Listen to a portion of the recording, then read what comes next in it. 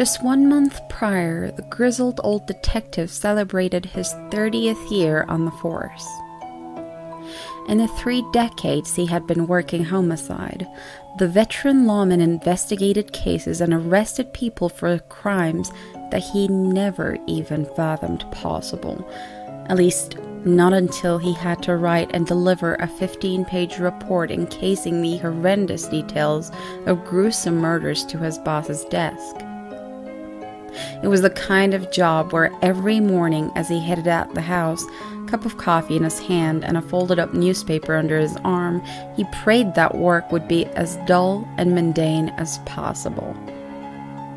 Those were the good days, the ones where nothing of importance happened, and he could get home before his wife fell asleep so the two of them could drink tea and watch old episodes of Seinfeld on the couch together.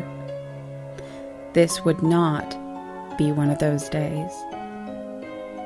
To any civilian spectator, the scene would resemble that of absolute chaos. Ambulances and police cars were parked every which way all along the street, facing off in arbitrary directions.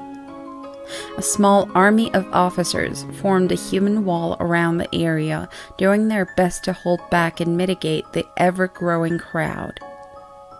Further down the block, a cluster of news vans had assembled, each with a well-coiffed reporter beside it, covering the spectacle as more and more details continued to leak.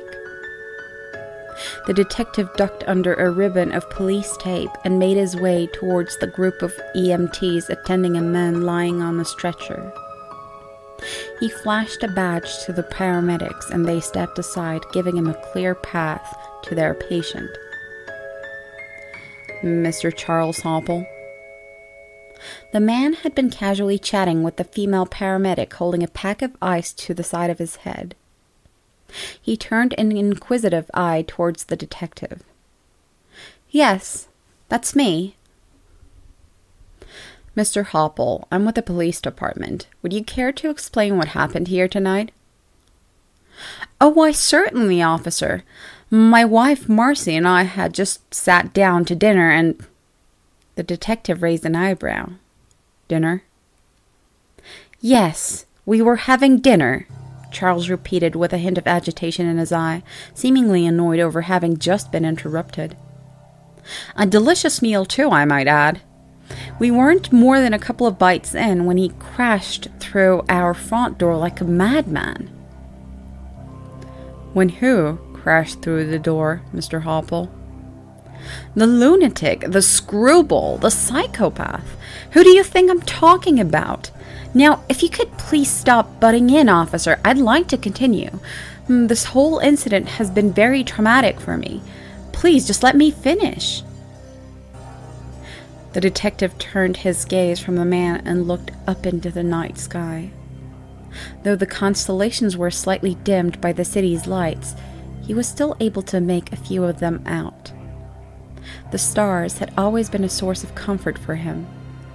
They reminded him of all the evenings he spent with his father as a boy, talking on the roof of his childhood home while watching the universe's cosmic dance unfold before them. He took a slow, deep exhale, then focused his eyes back on the man on the stretcher. I'm sorry, Mr. Hoppel. Please continue. Right. Well, you should have seen him.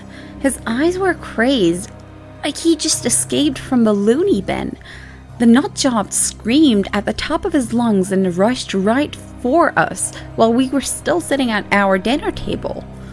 Mr. Hoppel waved his arms around wildly, recreating the madness. It was all very terrifying. I tried to stop him, but the man is built like a linebacker, and as you can see, well, I've always been told that I'm quite wiry. Crazed, huh? Charles swatted at the ice pack with his right hand, shooing the paramedic away as though she were some bothersome child. Indeed, the man was a certifiable maniac tonight. He threw me against the wall. That's how I hurt my head, see? I think I may be concussed. It was horrifying to watch him in action, tears streaming down his cheeks while he pummeled my poor wife repeatedly over and over again in the face. She's on her way to St. John's Uptown.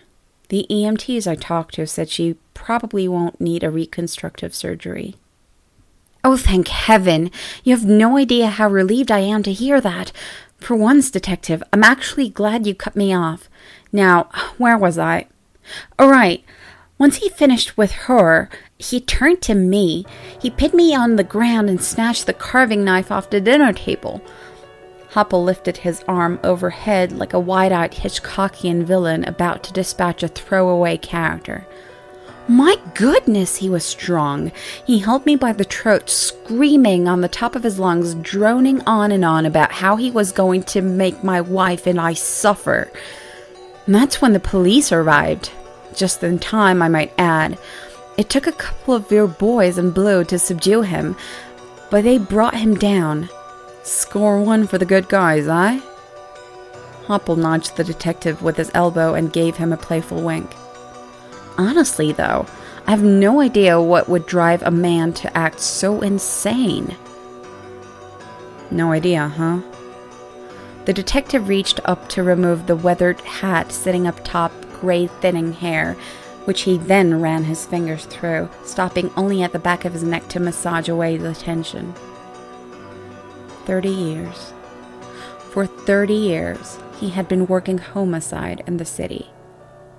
For 30 years, he had always prided himself on his ability to stay composed and act in a professional manner, no matter what the circumstances.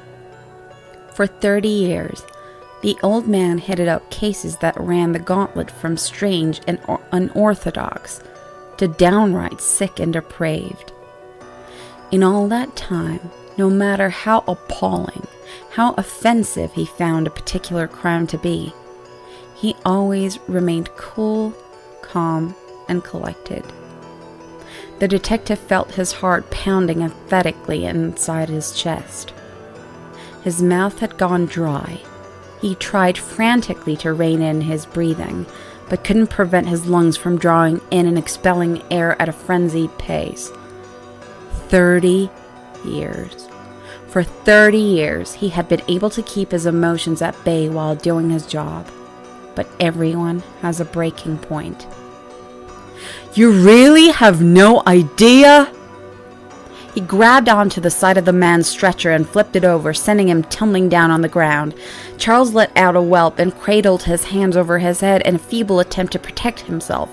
The old detective stormed towards the cowering man, snatched hold of his collar, dragging him to his feet, and shook him violently against the side of the ambulance. Well, for starters, how about the fact that you and your sick wife were eating his infant son for dinner?